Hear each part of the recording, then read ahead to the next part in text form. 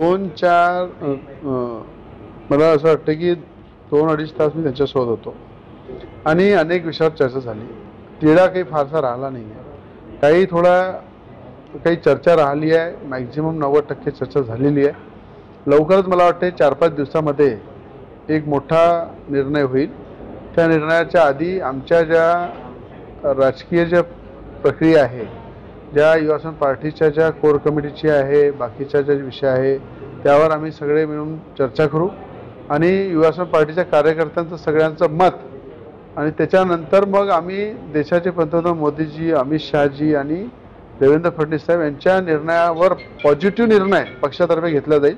त्याच्यामध्ये काही शंका नाही. आपल्याला माहीत आहे की गेल्या 12-15 वर्षापासून मी भाजपसोबत आहे. NDAचा एक घटक आहे आणि पूर्ण ताकदीनं सोबत आहे आणि देशाच्या पंतप्रधानांचं जे काम आहे ते खासदार नवनीत राणासुद्धा प्रभावित आहे आणि अमरावती जिल्ह्याचा विकास आणि महाराष्ट्राला पुढे न्यायचं जर काम करायचं आहे तर मोदीजींची सख्त जरूरत आहे देशाला आहे.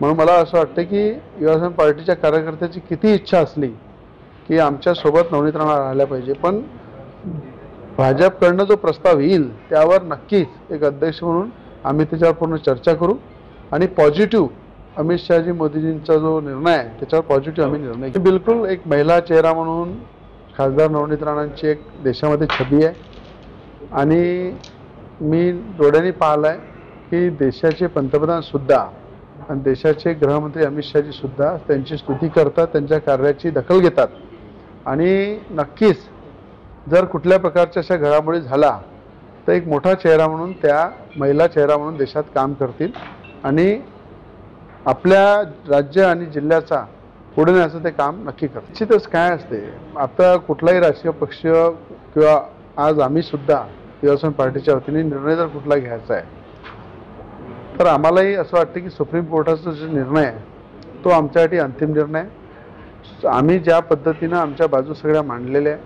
आमची जी सत्यता आहे ती सगळी पातळून कास्ट स्क्रुटनी कमिटीने आमच्या फेवरनी 3 वेळा रिझल्ट दिलेला आहे.